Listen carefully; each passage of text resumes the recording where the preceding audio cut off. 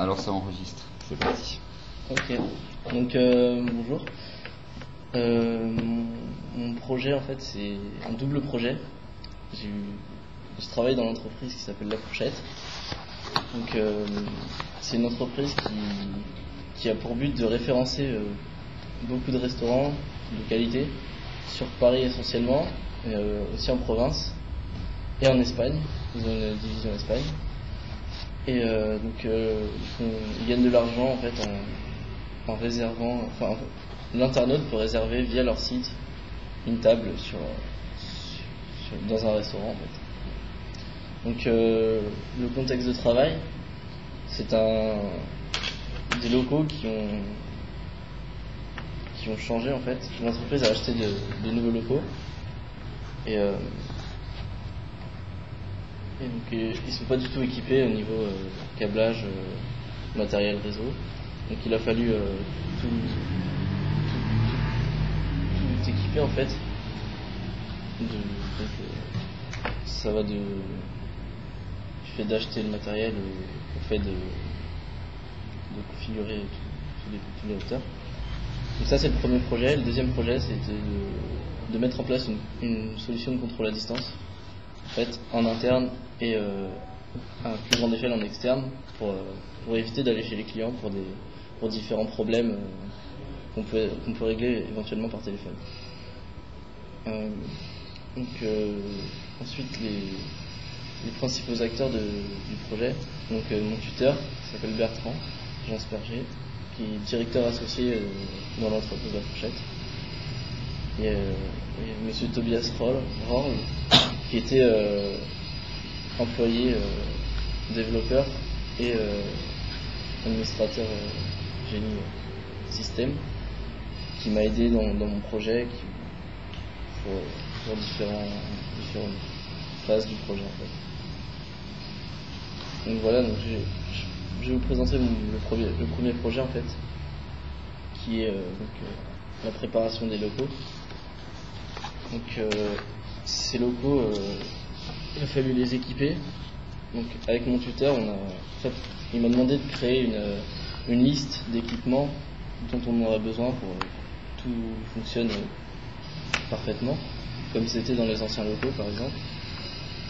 Et donc j'ai dressé cette liste, je lui ai présenté. Donc on a analysé les besoins des utilisateurs, on en a déduit qu'il fallait un certain matériel et qu'il fallait utiliser la technologie gigabit, ce qui était plus convenable pour travailler dans de bonnes conditions. On a un débit plus grand, donc voilà, on pouvait mieux travailler en fait. Donc suite à ça, il m'a donné un budget de 2000 €. Donc j'ai fait une commande provisoire sur le site qui s'appelle Abix, qui est un site de vente de matériel réseau. Et donc je vais présenter le tableau Excel. J'ai fait cette commande en fait. C'est un tableau récapitulatif de la commande, tout l'ensemble des matériels. Donc j'ai respecté le budget. Donc j'ai acheté tout ce qu'il fallait en fait. Donc, une fois que ce tableau Excel est terminé, je l'ai présenté à mon tuteur pour qu'il valide la commande. Et donc après j'ai passé la commande sur le site. Je l'ai réceptionné dans les nouveaux locaux. Donc là c'est là que commence la partie installation. Donc c'était trois grosses salles vides en fait. Il n'y avait rien, plus un petit local technique où on va stocker la baie de brassage. Donc en fait il m'a fallu passer des câbles.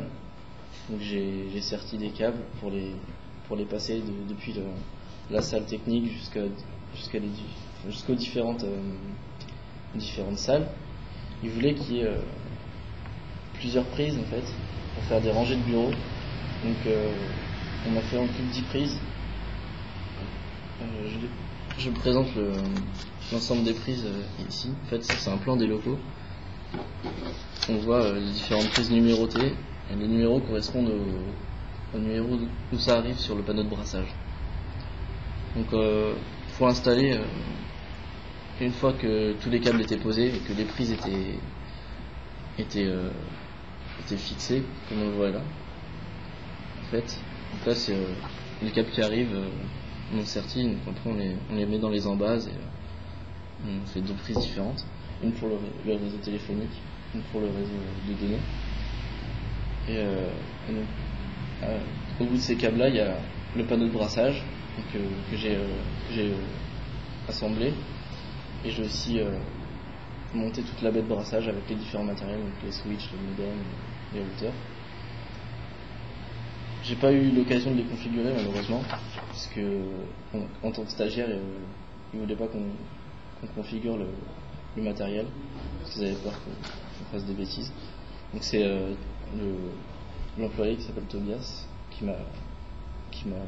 a configuré et qui m'a montré un petit peu comment on avait fait. J'ai pas vraiment eu l'occasion de toucher, c'est un peu dommage, mais c'est comme ça. Donc voilà. Ensuite, la finalisation de ce premier projet, c'est donc une fois que les bureaux ont été livrés et installés, on a configuré les postes de travail pour qu'ils adhèrent à un même groupe de travail. En fait, il n'y avait pas d'annuaire LDAP comme Active Directory, c'est regrettable.